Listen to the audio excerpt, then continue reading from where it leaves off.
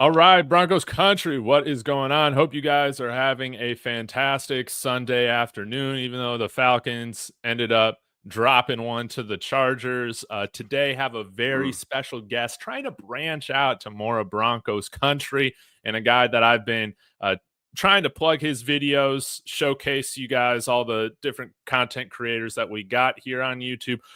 Kodiak Broncos. He's absolutely crushing it. Kodiak, really appreciate your time joining me on the show. How are you doing today, man? I'm doing absolutely great. It didn't look like the Broncos got a bunch of help from Kirk Cousins there. Didn't look like, luckily Green Bay took care of business. And, unfortunately, New England completely collapsed. But other than that, I'm doing great. Hopefully, we can get on track. And yeah, I'm excited to be here. Yeah, we'll definitely get into previewing this matchup, talking about how we got to spoil Jerry Judy's homecoming back here to Denver, no doubt about it. But Mhm. anybody who's watching, y'all be sure to smash that like, subscribe to both shows. Kodiak Broncos podcast is in the link of my description. Enjoy the conversation live. We'll see how long we go, but before we dive in to this matchup, right? Mhm. For people who haven't seen you before Mhm. or met you on YouTube. Tell us a little bit about yourself. Like, how long have you been a Broncos fan? What are your expectations coming into this season, Mhm. and a little bit about that as we've before we get into how things have transpired this season. Absolutely. So, my first year watching football was in 2010. If you remember, our quarterback that year was a fine gentleman by the name of Kyle Orton. So, 9-year-old me, my first experience with the Denver Broncos after growing up with family that were super fans, like my dad and my grandpa have been season ticket holders for about 30, 40 years now, Mm-hmm. was watching Kyle Orton. So obviously that wasn't exciting, but after the Tebow years and the Peyton Manning years, that's what really got me to fall in love with it. But yeah, I've been following the Broncos ever since, and obviously it's been tough sledding since we, won the Super Bowl. Every year after that, it's just been painful. It looks like we're looking at draft content in November, December. So 4 years ago, I started a channel called Kodiak NFL, but I decided that my true passion was going to be covering my favorite team instead of covering, the entire NFL. Now, what I will say, as far as my expectations coming into the year, Yeah. you guys remember in Broncos spaces all over, it didn't matter if you were just talking to a Broncos fan or if you were on Twitter or Reddit or wherever you get your Broncos news. A lot of people really subscribe to the idea that the Broncos may have had the worst roster in the NFL. And honestly, I didn't think they had the worst roster in the NFL, but I kind of succumbed to the idea. I was very pessimistic going into this year. Um, Actually, it was kind of a two-part, Mm-hmm. my philosophy on the Broncos coming into this year was kind of a two-part thing. Before the draft, I was like, okay, George Paton is the worst GM in the NFL. Like, he has just not done a good job at all at building this roster. And like, I can live with missing on Russell Wilson, and I can even live with missing, on the extension as well. And I can Mm-hmm. live with, the consequences of that. But I was like, at the end of last year, I was like, okay, we have two guys who I would consider bona fide above average NFL talents in Miners and Sertan. Now, obviously, that ended up changing course because we've had so much unforeseen development from guys like Zach Allen, from guys like Benito, Cooper, just a bunch of dudes who have really hit their stride Mm-hmm. and become really, really good. So I think after the draft, that's when I was like, okay, I was a little more realistic. I was like, okay, Sean Payton, he raises the floor of this team. He gives them, a decent floor, even if they do have the worst roster in the NFL, which honestly, I think going back to last year and thinking about it last year, you could say that they probably, didn't have that great of talent. Like it was at least, in my opinion, bottom five in the league. But Sean Payton, he led the team to an 8-9 finish with that roster. And more realistically, I was like, okay, that is, a masterful coaching job. So with him having a full year, full off season to, kind of supplant his vision into Broncos country, I think I predicted the team to go 7-10. And that was kind of baking into the idea that the team was going to maybe struggle with a rookie quarterback. But, Mm-hmm. we're at 7 wins now. So they've kind of surprised me. There were a couple games before the year that I was like, yeah, it's going to be tough sledding. I don't know how we do it. Like, for example, Tampa, I thought was a certified loss before the year. I Yep. thought we were going to have a really, really tough time going on the road on the East Coast to the Jets.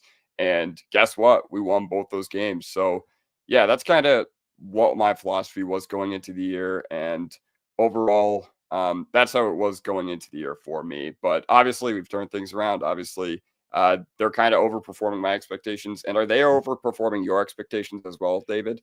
Yeah, I would say so. I think that I had well, first off, I do want to comment on this before I get Yeah, into my expectations for the yeah, season. of course. You said you started watching football right in 2010. That's a Yeah. tough time to be a Broncos fan. I Oh, want to yeah. say 4 and 12. Yep. I'm a little bit older than you. So when Mhm. I mean, I've been watching the Broncos my whole life, but when I started to kind of take it a little bit more seriously, was Yeah. right around the time that Brian Greasy was done and Jake Plummer was coming into the fold. Oh, So okay. when I was 15, that was when Kyle Orton was brought onto the team in 2009. And I Yeah. started a YouTube channel, Kodiak, called Bronco Boy. And Okay. I talked about how Kyle Orton was actually a better quarterback for the Broncos than Jay Cutler. And that didn't really pan out very well. But Spicy, spicy. Love it. yeah, but now I got this channel going. I'm kind of reliving my childhood dreams in a sense, and it's been a lot of fun. And this is a good time to start talking about the Broncos, like you've mentioned that there's a lot of young players. It's a new era. We have new ownership finally, Mhm. and yeah, new quarterback. So this is a great time to get into it now with my expectations coming into the year. I think a lot of people thought, okay, how real is this defense with that Mhm. 5-6 game stretch they had last year? Mhm. Were they overperforming after they gave up 70 points, to Mhm. essentially begin the season? I think like that had to do with a lot of people's expectations. So um, I thought our defense would be pretty good. I think, man, they would be freaking elite with Oh, one first yeah, round no. pick. No way. So I Yeah, have no. them coming in with getting 9-8. With Mhm. maybe we're getting lucky enough to sneak into the wild card. I don't think anybody thought the AFC would be as garbage as they are this Yeah, year. it's been really rough. Like as long as we don't self-destruct, I feel like we're going to have a wild card spot, which is crazy to think about. But Mhm. my thing was like, okay, if our defense is good and our offense is just a little bit better Mhm. than what we saw last year, I think we can go 9-8, and I think we'll probably see ups and downs from Bo Nix throughout. But you got to think like right now, we could probably finish with 10 wins and above. Like if we Mhm. continue to kind of just elevate a little bit more throughout the season. And I think the biggest thing that I've been pleased with, as you have said, is just the development, man, with some of these guys that have taken a while to see anything. Riley Moss was a dude where we had no idea if he was going to become anything. No way, you got yourself a Yep. Riley Moss jersey. Yep. I was wondering if that was Talib or Riley Moss. Uh, So that's awesome. yep. Um, yeah, but he's been great. We've also seen, guys like freaking Cody Barton actually be like a good signing for us. Justin Sternad, I've given up on. He's playing great. And Nick Bonito, Jonathan Cooper, they've taken more steps. And I think even a guy like Devon Vele, okay, you draft him in the 7th round. I think Mhm. you expect him to be a special teamer, and that's like a hit for a 7th round pick. Mhm. He's like a quality guy right now, and I know we'll get into him in detail Mhm. later, but I was a guy that thought that George Payton should be fired, and now Yep. it's like, yeah, just whatever, just keep this thing going, because it seems like the Mhm. synergy with him and Sean Payton seems to be working a little bit better than maybe George Payton dictating the whole operation. What do you think of Mhm. that? Yeah, absolutely. And coming into this year, the one thing that really, really concerned me was our skill position dudes because I thought, okay, we have good offensive infrastructure because you have Peyton as the coach and you have guys like Lombardi and Carmichael, but they don't have their hands really in the offense that much. So even Mhm. though Saints fans swear that those guys suck, Maybe they do, but it doesn't matter with Sean Payton at the helm. Right. And you have Davis Webb as the QB coach. Okay. You had an O-line that performed very, very well last year. Granted, I didn't know how much of their play was actually hampered by Russell Wilson. Yeah. Like, they have been a very, very pleasant surprise this year because every outlet who ranks offensive lines has ranked them as a, top 5 unit almost. And the one thing that really concerned me was our skill position dudes. I didn't know what version of Javonte we were going to get. It wouldn't have surprised me to have seen the rookie Javonte over and over again because he was 2 years removed off of exploding his knee.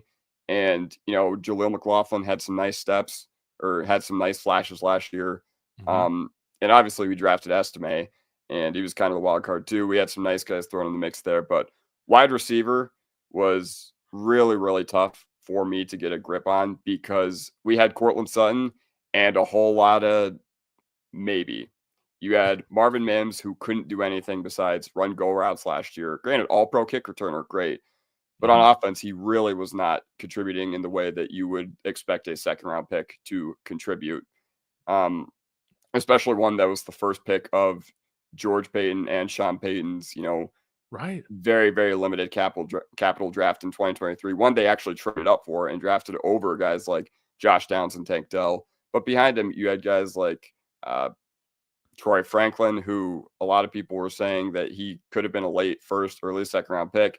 Looks like sometimes the NFL gets it right. Sometimes the NFL gets it wrong with how they perceive players in the draft.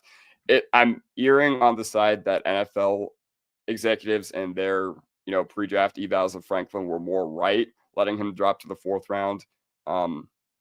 Yeah, I agree.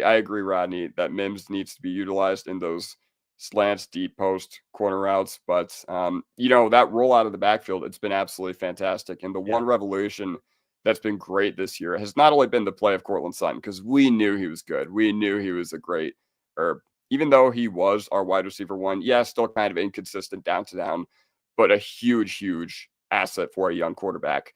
And we've had just a bunch of really, really nice development pieces from our skill position guys. I mean, at the beginning of the year, it was not anything good. It was nothing to write home about. It was Tim Tebow ball, man.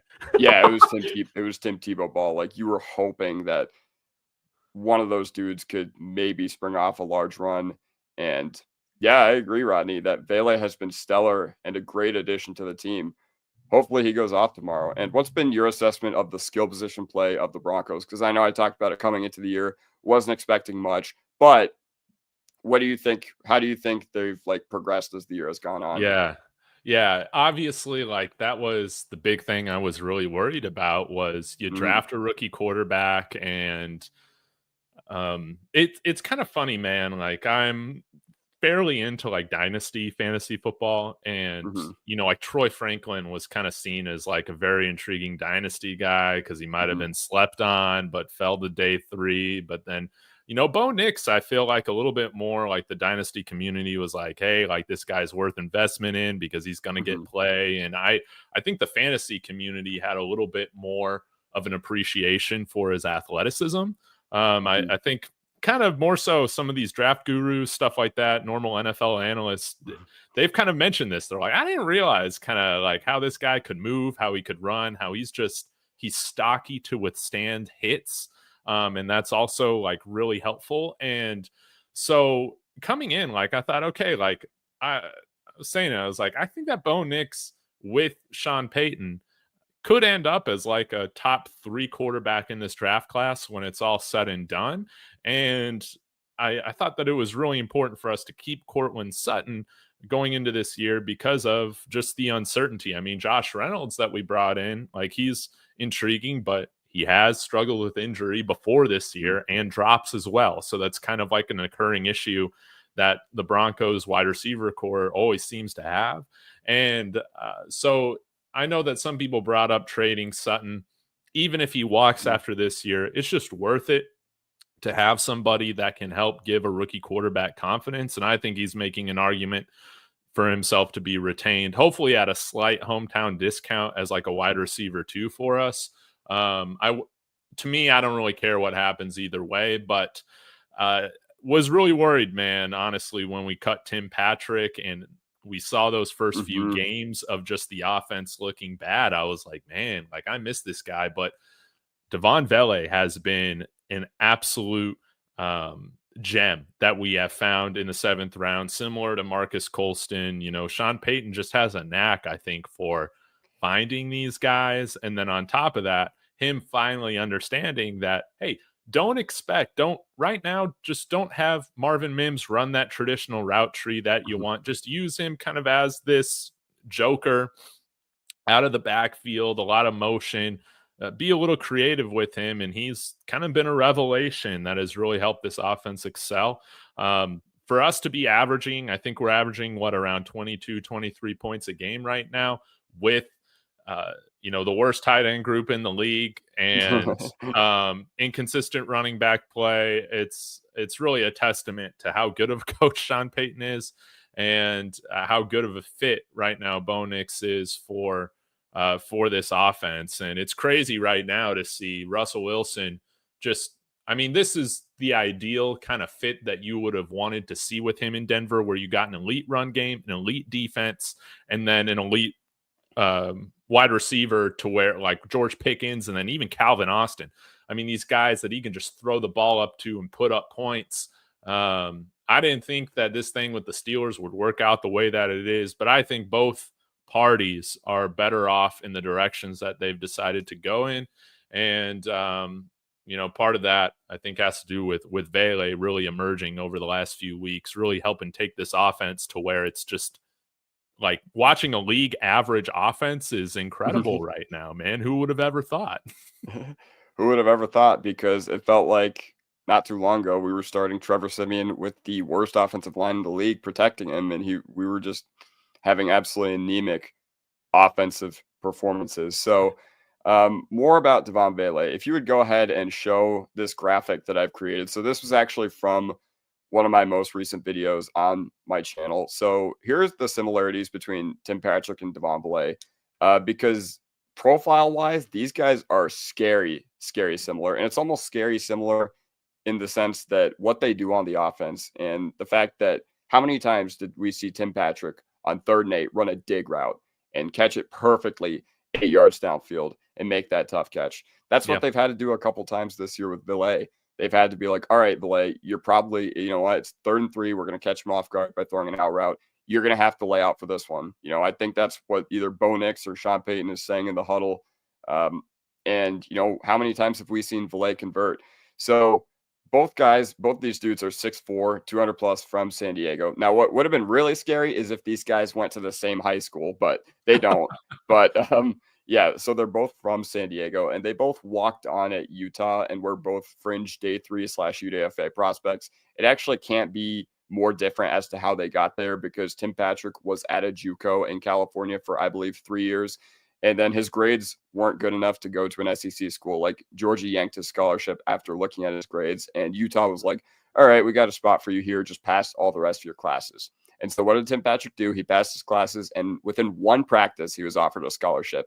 Wow. One spring practice in 2015, he was offered a scholarship. Now, Vele, on the complete opposite end of that, he took 4 years off of high school and college ball because he was serving a Mormon mission trip. Now, his mission trip was actually 2 years. It said on his Wikipedia, and it said on one of the articles covering him, written by a Utah beat writer. But both came into the NFL as pretty old rookie wide receivers. And Tim Patrick, 24 is considered really old for a rookie wide receiver because, when we look at these guys and you look at age-adjusted production, that's a lot of things that, the analytic nerds care about when it comes to scouting skill position wide receivers, because there's not one way to scout dudes. There's film, obviously, but there's production thresholds.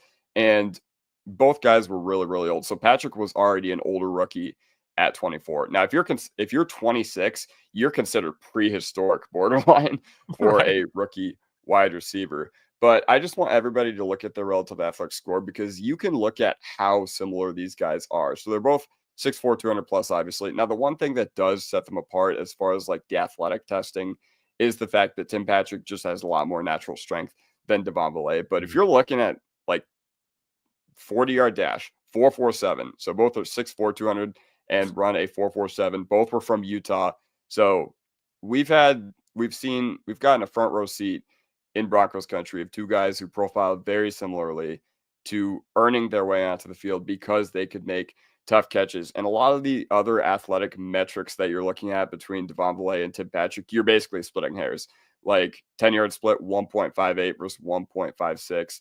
Vertical, 36-inch versus 37.5-inch.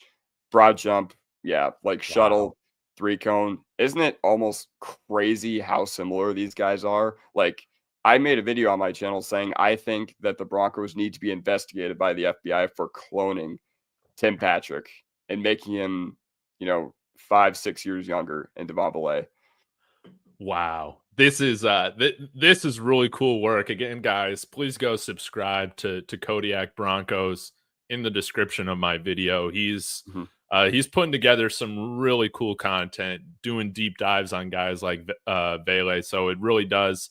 It would mean a lot to me if you went and supported him as well. But this is incredible stuff, man, for us to be able to find another guy in the 7th round. That's, I think right now he kind of helps us with how he's played. To not, I used to think that, man, we'd have to blow out the wide receiver core after this year. But I think somebody like Devon Vele, like, he allows us to go into the offseason, maybe target 1 or 2 more wide receivers. But then, man, we can use a high draft pick somewhere else, or we can go and get a running back or a man, how about a stud tight end in this offense, please? I really think he helps a lot, man. And hitting on somebody like this is just, it's huge. Do you see him as possibly a second contract guy with the amount of football he hasn't played? I mean, we're obviously talking about 3-4 years down the road, and that's kind of a long time to predict. But I mean, he at least deserves an opportunity to be penciled in 2025 as our slot receiver, and it'll let you use other capital at different positions. Maybe you get that running back, maybe you get that tight end, and this is kind of the fruits of a rebuild when you can get very, very serviceable production and play from a guy who you took in the 7th round. Yeah, probably not expecting him to do much other than, all right, let's just see what we have in this guy. And, he ends up proving you that he is a very, very reliable weapon and kind of a key point in this offense that has really, really struggled to get ample skill position play at points of this season. Yeah, it's going to be interesting to see how we attack the offseason and see how much money we put towards wide receiver. I know traditionally Sean Payton really hasn't paid multiple wide receivers big amounts of money.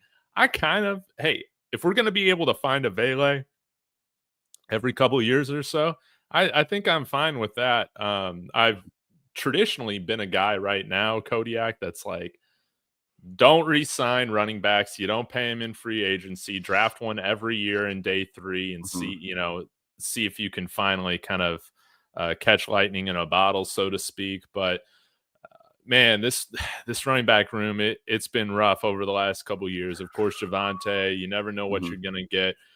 P. Ryan, Jaleel McLaughlin, I would kind of put in that meh category right now, although he has, had some big time runs for us. Audric Estime, I still feel like it's probably too early to tell if he can be kind of a starting running back for us, but I would say he's trending more to being a number 2 type of guy. What do you want the Broncos to do right now at the running back position this offseason?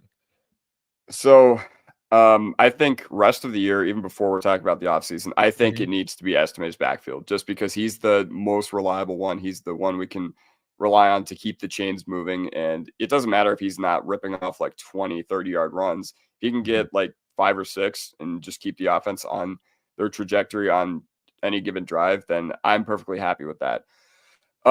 As far as what I want them to do this offseason, Jaleel McLaughlin, that's kind of up in the air right now because if you can find somebody who can take his role of being the gadget dude who gets, 5-6 touches a game and you're hoping that he can, burst one of them off, then that's fantastic. But he's also one of the most I guess there's a lot of tread on his tires because I think he got the most carries ever in college when he was at Youngstown State. Yeah. Um, Yeah.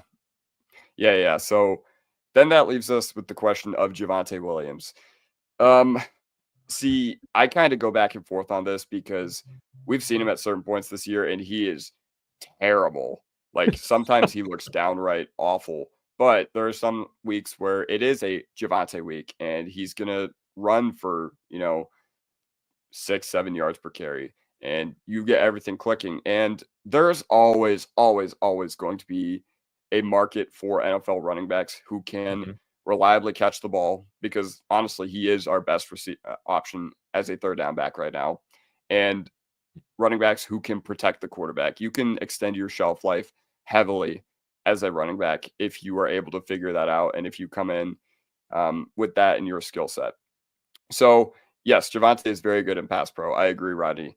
Um, this offseason, I want them to re-sign Javante. I at least want him to, be able to carve out a role next year just because I think that he is a nice floor play for this running Mhm. back room. And you said it yourself, like we have not seen a lot of second contracts really work with the running back position. But what happened this offseason? You had Henry to Baltimore.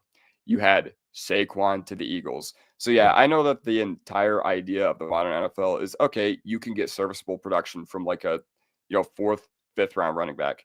And that's completely fine. I don't disagree with that idea necessarily. But if you find one that can really, really take your offense over the top, then hey, I say why not? We're in a position to where we can do that. And obviously, there's going to be the argument in the offseason of is Genty worth a first? Is blah blah worth a first? Because that's more of a philosophical question more than a team fit question. But I think if there is any team that is ready to just go all out on the offensive side of the ball, it's the Broncos. Like it would not shock me to see our first, 5, 6 round picks in, this upcoming offseason to be used on offensive skill position players. Wouldn't surprise me if we made a big splash in free agency. I know that every team's offseason plan in the NFL starts on Twitter, starts with sign T Higgins. And, we're not excluded from that group. Now Right. you get fans of like the Chargers and, whoever saying that they need to resign T Higgins to the offseason. And, that's kind of up for debate as to what we should do. But yeah, ultimately, I think it's time to just go out all out on the offense because the defense clearly doesn't need investment. Like Vance Joseph has it performing at a very high level, and they've gotten Mhm. great play from dudes that were just expected to be nothing. Like Cody Barton, what did you expect him to be coming into this year? Like, I don't think anybody expected anything. So yeah, it's time to invest in the offense. I don't mind if it's a running back. I don't mind if it's a tight end. If you do decide that it's worthwhile to use a lot of investment on that, then hey, I'm not opposed to it. What do you think? Yeah, you make a good case for Javante in terms of he's a guy that clearly has Sean Payton's trust with a lot Hmm. of the things that are are really important that might go over a lot of maybe casual fans' heads when it comes to the running back room, like pass Yeah. protection. That is very, Hmm. very important. And I think that's probably a reason why you haven't seen as much of Estime as I would like, or, Hmm. talking about a guy that I would be intrigued to see over Jaleel McLaughlin just because of his bigger size and I think similar skill set is Blake Watson. But again, we just don't know how he's going to perform in pass protection. And it wouldn't surprise me. I don't know if I'm for spending a first round pick on a running back unless we'll see what happens with Genty, man. I'm not sure Hmm. how I feel about spending like Jameer Gibbs type draft capital on him. But man, watching Jameer Gibbs and David Montgomery do their thing is an absolute treat. And you got one guy that's kind of paid a little bit more coming through free agency. I think just signed another extension, but then you got a guy, Jameer Gibbs, that's I think going to be good for a long time. And they both split action, so they're not going to be putting a ton of tread on the tires either. So, I'm not opposed to bringing him back. I think for the right number. But I think it should be with the plan of like, hey, if you're not drafting a back with your first round pick, you're using some other high capital on it, and it's a guy like hopefully you could find in the third round, like he found Alvin Kamara, that Mhm. is kind of ushered into that role alongside Mark Ingram, I guess, and then eventually takes over. So that's kind of what I would like to see. But having a tight end here like Tyler Warren has been brought up. Mhm. You can find receivers now, I feel, all throughout the draft. So Mhm. I would imagine we bring in a veteran, and I think we can. I don't think there's any guaranteed money on Josh Reynolds' deal, if I remember correctly, next year. So we could cut him and move on, which I mean I would be okay with. So yeah, but I agree with you. To circle back to the initial part of this question, I would like to see Estime get more run. Let's truly Mhm. figure out what we have in him, and I think that's going to allow us to, um, spend the right amount of capital or money on that running back position based on how he looks over these last 6-7 games. Any thoughts on that? No, absolutely. I think given that estimate, he showed what he could do against Kansas City, and then suddenly he just was, whatever in the doghouse. Not doghouse, but you Yeah, know what I meant.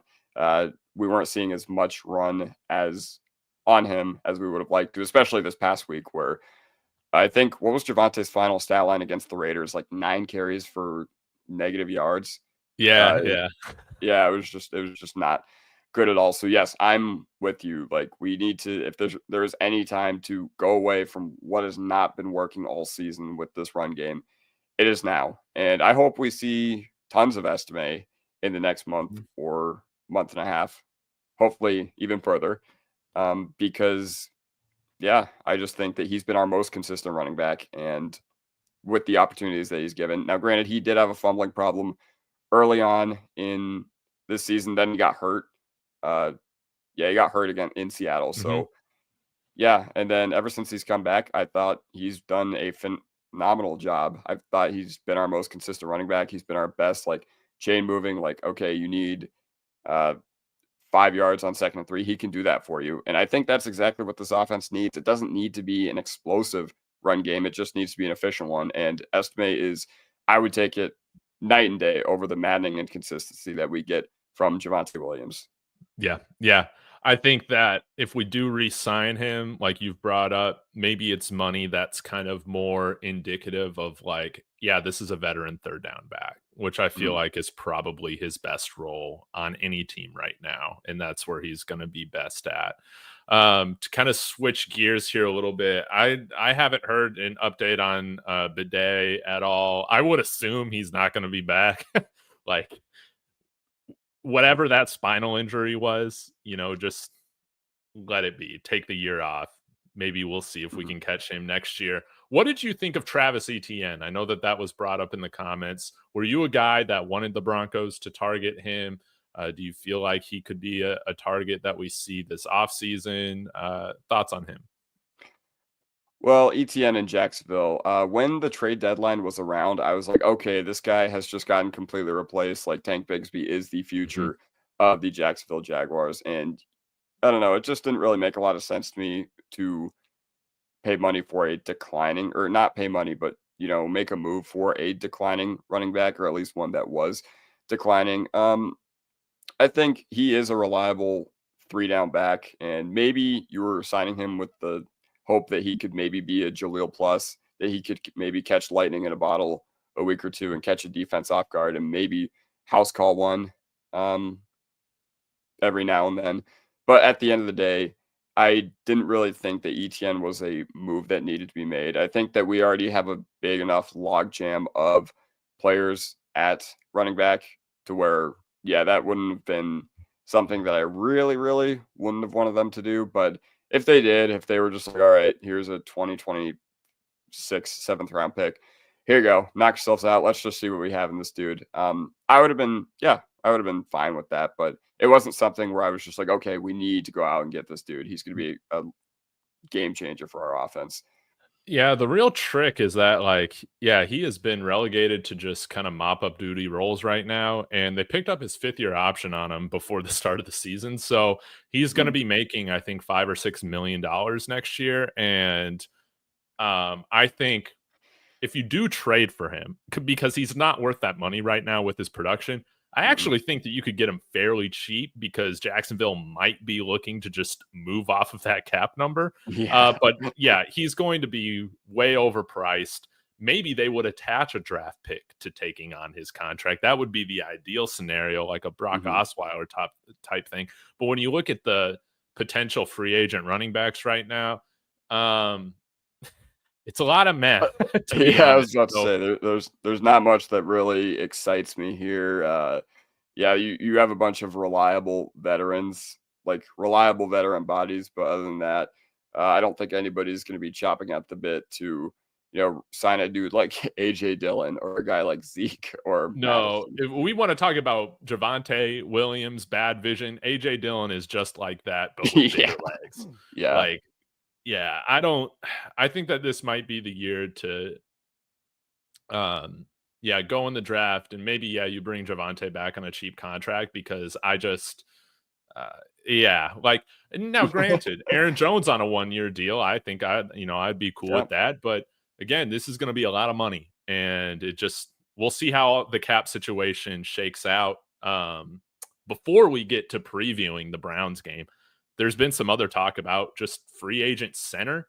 How have you felt about Wattenberg right now? Do you think like we should look to be paying like big money to all 5 of our starting offensive line positions now? I mean, I feel like so we have four of our five offensive line guys on second contracts. I feel like a fifth one is just kind of adding an extra wrinkle that doesn't really need to be messed with because our offensive line has gotten very ample play from uh, the center position this year. Granted, it's been kind of inconsistent as Mhm.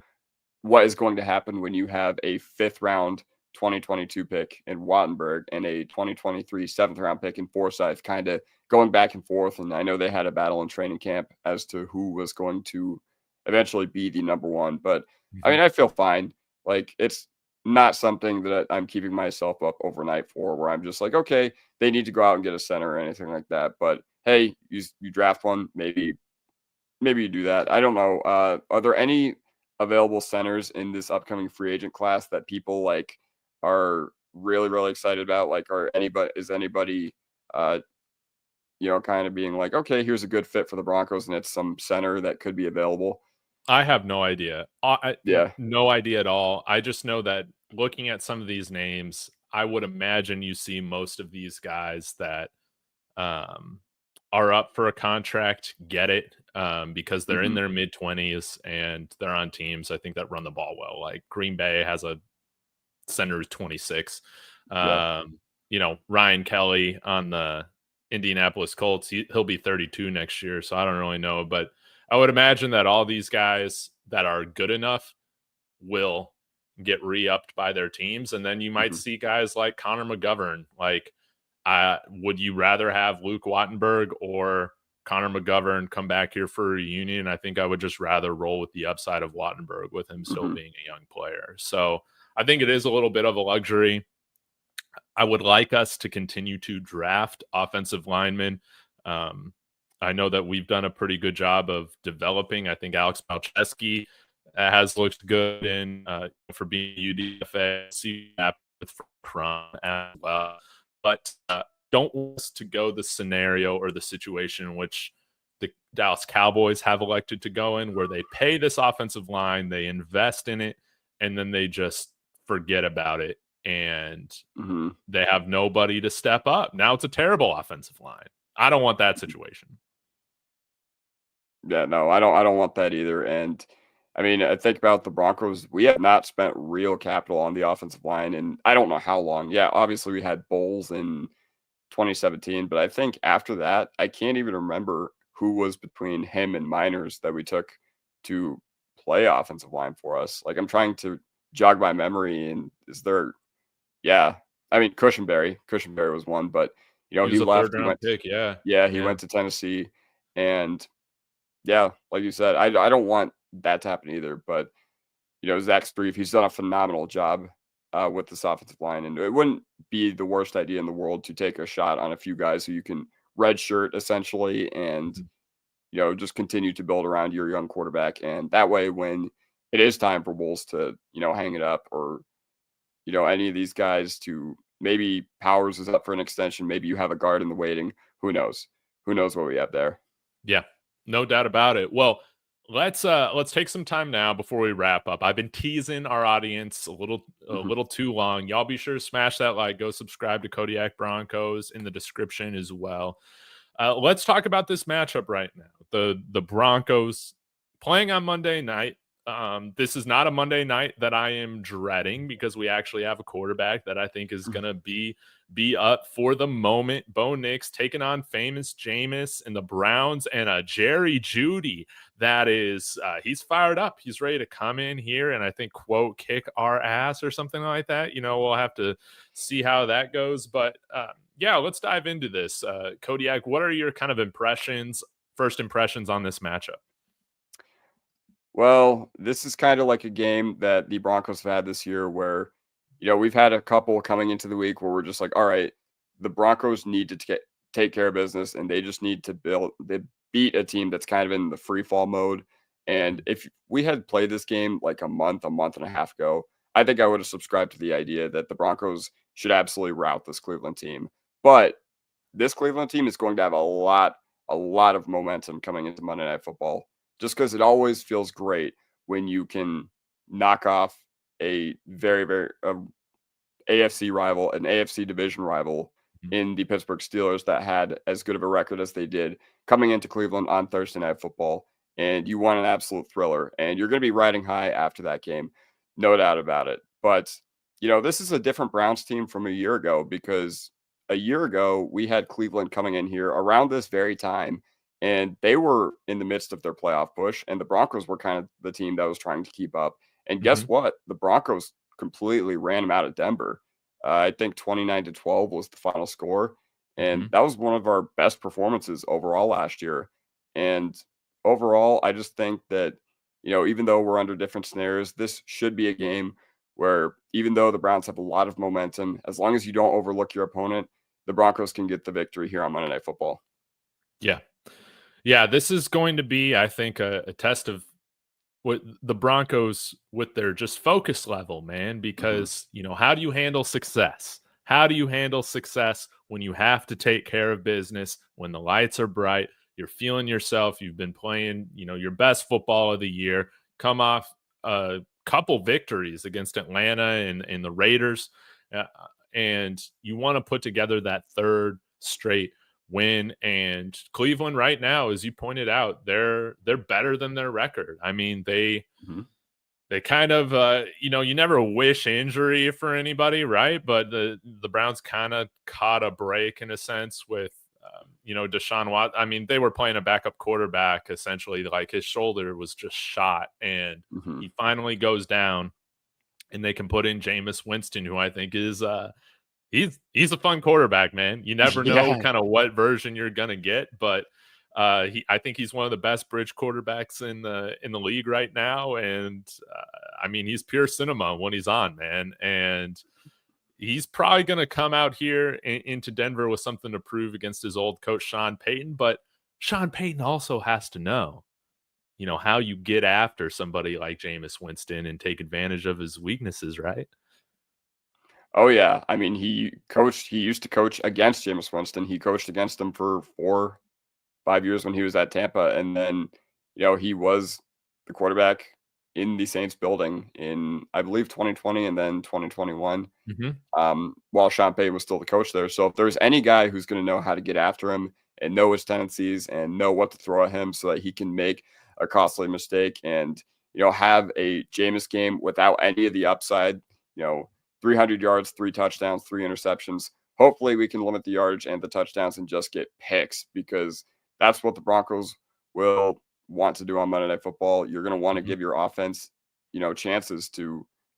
You're going to want to give them some cushion. Short fields, that could be a huge, huge boost for the matchup in general. Hmm. And I think, man, it's a bummer that Riley Moss is going to be out for this game. Mhm. Cleveland also has Cedric Tillman? Tillman. Yes, thank you. Mhm. Cedric Of course. Tillman out, one of their starting wide receivers. So we kind of catch a break there. But yeah, the big matchup right now is PS2 going up against Jerry Judy. Let's rewind a little bit, man. I want to hear your thoughts on the matchup, of course, but let's hear your thoughts first on, were you team Jerry Judy? I mean, did you want to see this guy stick around? What have you thought about, his trade to Cleveland and how he's been performing there? So it was a situation where I was just like, all right, this just is not going to work out because the more stuff that comes out about the Broncos and Jerry Judy's like relationship together, the more it just, the more it's just kind of rocky, and it's just best for everybody to have moved on. Because I remember where I was in April 2020 when I was so stoked that the Broncos took Judy. We were all looking at draft content because it was COVID season, and for 3 weeks I was like praying that the Broncos could somehow end up with Jerry Judy, and he falls into our laps, but he never really materialized here in Denver. Actually, Mhm. I think the best football of Jerry Judy's career was played at the end of 2022, which was a complete lost season. But guess what? After that 22 offseason, it was revealed that Sean Payton had come into the building and that Jerry Judy wanted the Broncos to trade him because there was uncertainty about if they were going to Mhm. extend him or not. And Sean Payton said, "Nope, we want you here. We are not trading you."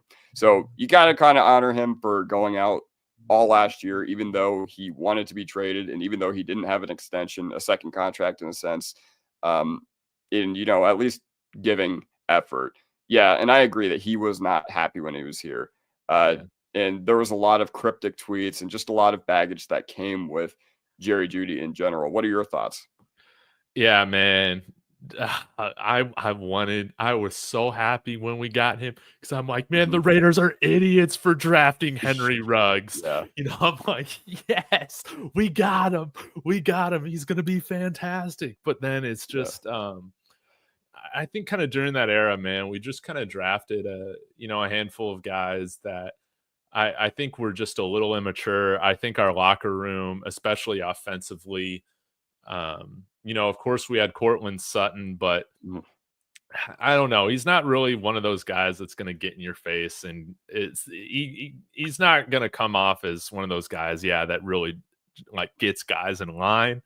Mhm. In my opinion, and I think that we had some guys like Drew, like I like Drew, but I think like he Mhm. definitely had some immaturity issues and um man. Uh, was Chad Kelly, was he off the team before Jerry Judy was there? I guess he was, but Yeah, because that happened. That whole Woody incident. By the way, hilarious home footage of him in that Woody costume from yeah. the October 2018 Halloween party. Yeah. Yes, he was long gone by then. Yeah, it was just, LA was drafting these guys. I think that Mhm. that was one of the things. It's just we were drafting a lot of immature guys and it just wasn't going to work out. I mean, when you see him going after guys on Twitter and guys in the media, it's like dude, like what is going on? So the thing that drove me crazy was just kind of the concentration lapses that has kind of plagued this wide receiver core for years now. And I think the last straw for me was him not dragging in that second foot on that touchdown throw against New England, which I mean Mhm. just should have been a game that we absolutely should have won. But Russell Wilson got outdueled by Bailey Zappi, and it's it yeah, Russell Wilson, another one of those guys too. That's just it just wasn't the right fit, and so I wish, in retrospect, that we had traded him for that rumored third round pick or whatever it was going to be. But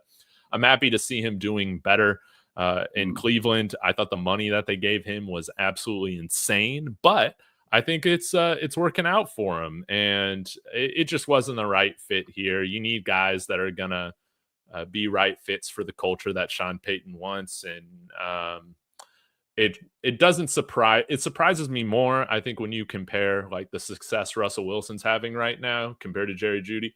Like seeing Jerry Judy perform like this does not shock me at all. Seeing what Russell Wilson is doing right now is definitely a little bit more surprising, but I'm happy for Mhm. them. nonetheless.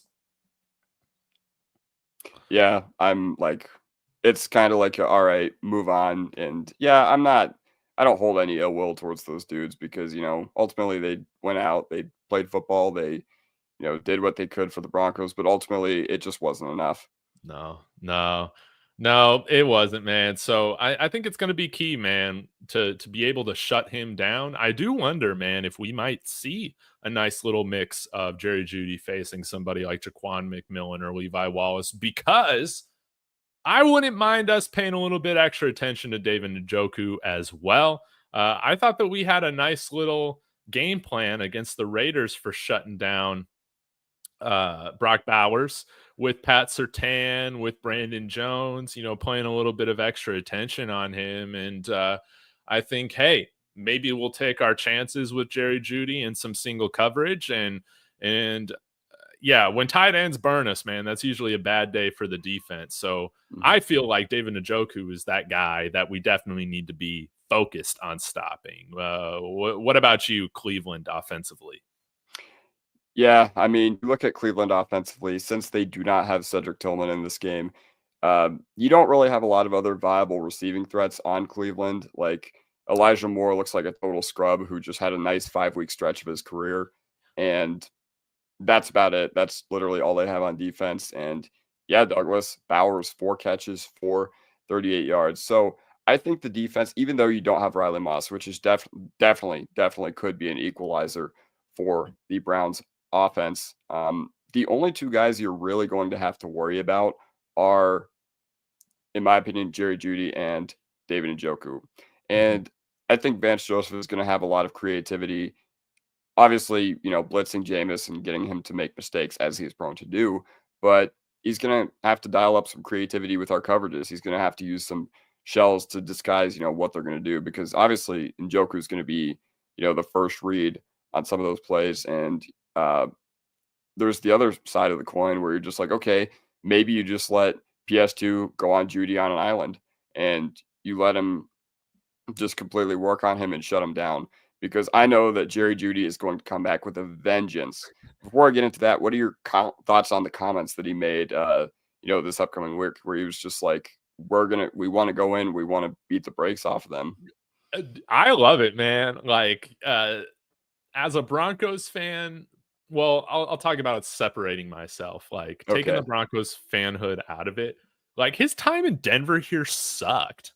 Yeah, Like, I agree. like, I agree. like the fans, and myself included, like crapped all over him for most of his tenure here. Like the coaching staffs didn't like him, the media didn't like him. Now, some of that I think he brings upon himself, but nonetheless, that doesn't take away from the fact that I think his time here was absolutely miserable. So I love that this matchup matters a lot to him. And in terms of like selling the fight, yeah, like I think that this is what makes things like fun when guys actually come out there and talk the way that they feel. I think it's what makes sports a lot of fun. So as a Broncos fan, though, man, we cannot let this dude light us up. I feel like in revenge games, man, like we suck. Like when freaking Nathaniel Hackett came in here last year and Brees Hall ran for like 500 yards all over us. Nathaniel Hackett goes out with the win. Man, I hated that. Can we have a revenge game in which we're on the right side of the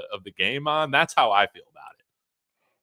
Yeah, that's how I feel about it too. And I think it's great because it gave the Broncos some bulletin board material. And honestly, they've kind of been facing some bulletin board material all season when everybody was like Knicks is like a second round, third round talent or whatever.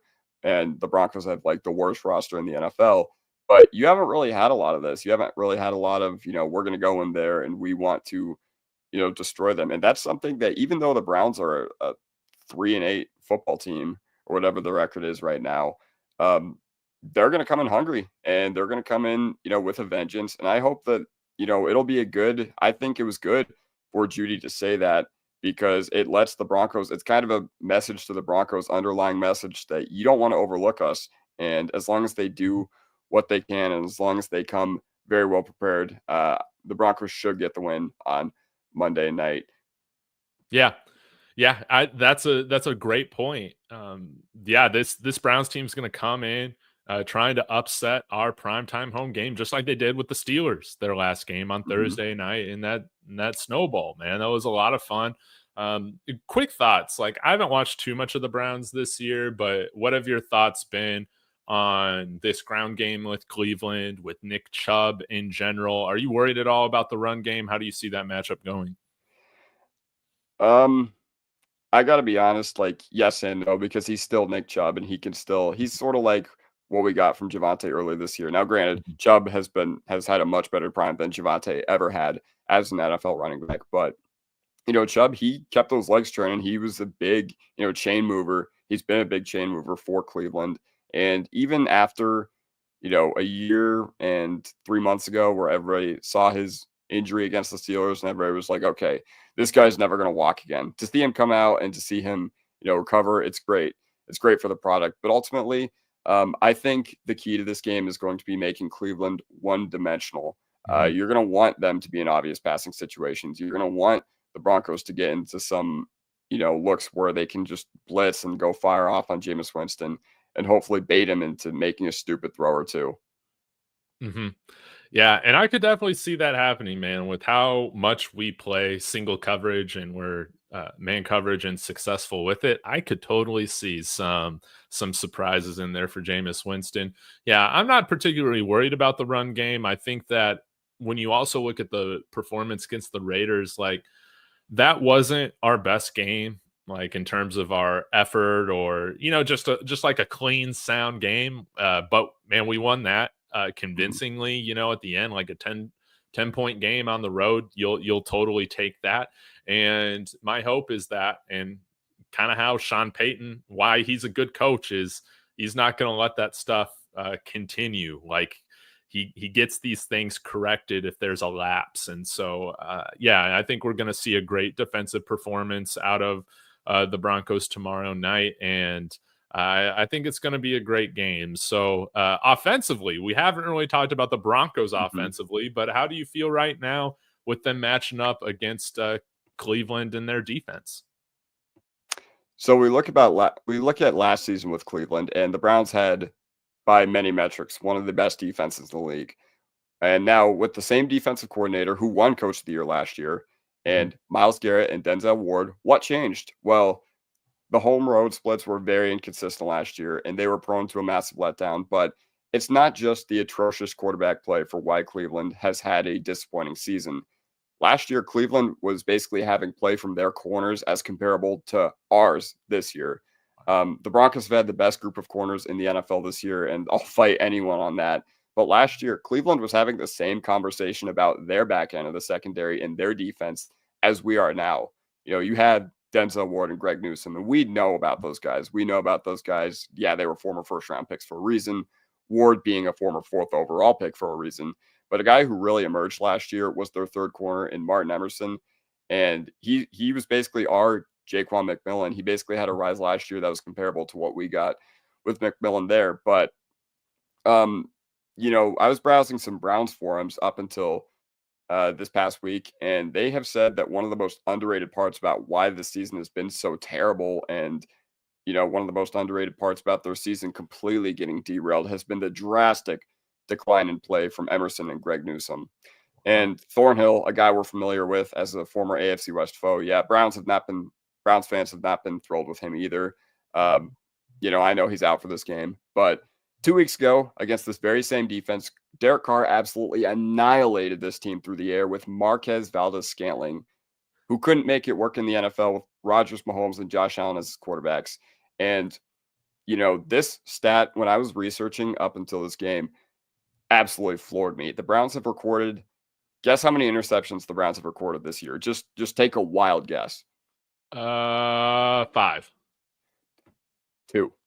They've recorded 2 interceptions the entire year. Now, what floored me looking at that is they are somehow not last because the Giants only have one on the season. But it's time to air it out, man. Like, this is, I get shades of the Atlanta game where it's time to just, you know, chuck it.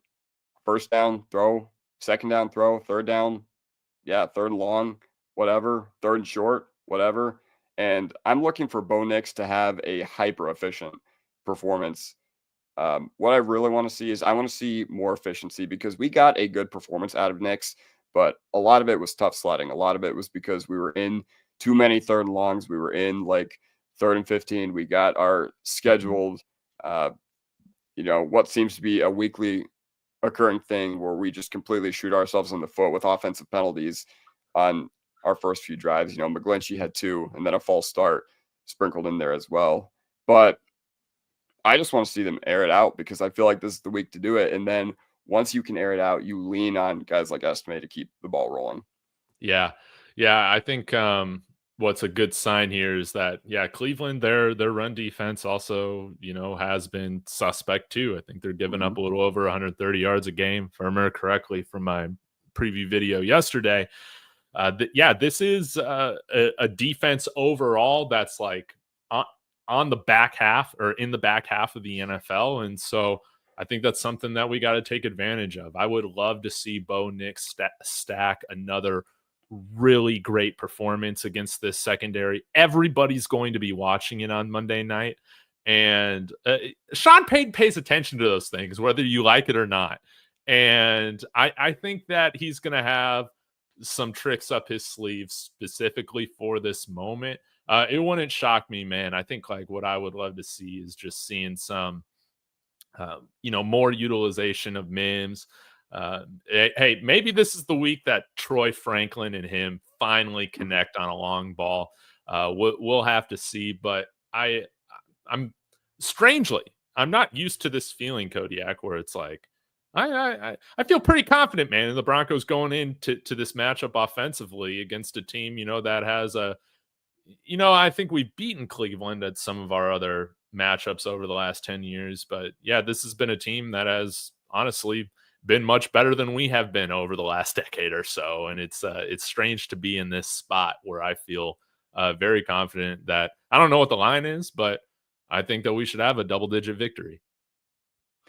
Yeah, I completely agree with you. And this is one of the biggest football weekends of the country from Thursday onward. Everybody's been watching football nonstop, and it culminates in Monday Night Football tomorrow night, where obviously you have the Browns coming in, and primetime tends to magnify storylines. So, yeah, Sean Payton is going to be paying attention to that.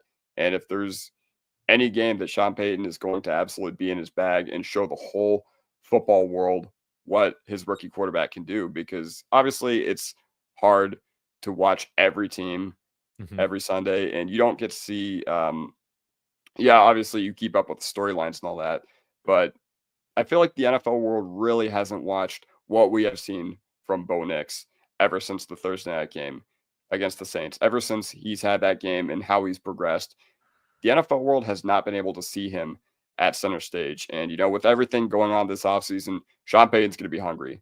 With everybody saying that Sean Payton was a Drew Brees merchant, with everybody saying that the Broncos roster was horrible, with everybody Mhm. saying that Bo Nix was like a, low upside quarterback in the draft, Sean Payton pays attention to those things. And it wouldn't surprise me if he's had, in the team meeting rooms where he shows an entire PowerPoint presentation where he's giving them some material so that they can go out and completely deliver against Cleveland tomorrow night. And Power Field's going to be rocking.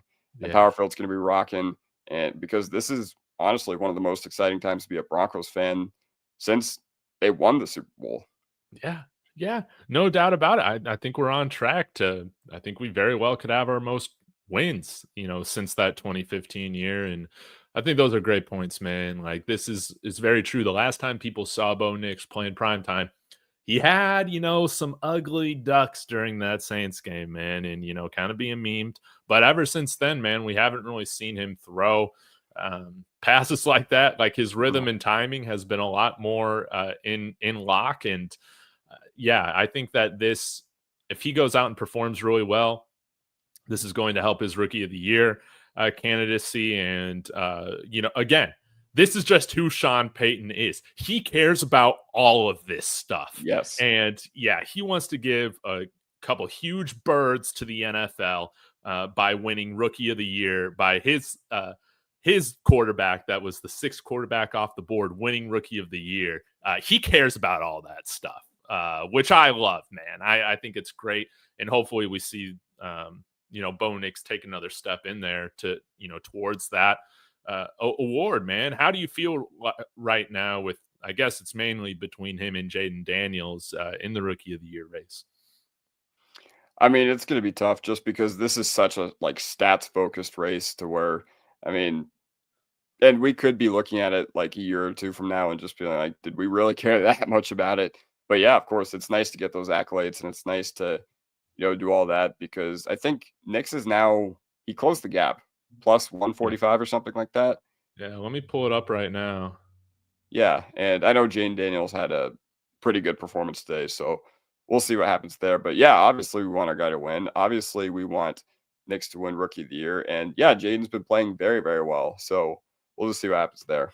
Man, it's pretty close right now. Jane Daniels still in the lead here, but yeah, you can see Bo Nix is closing in. So it might be determined by which team finishes with the better record.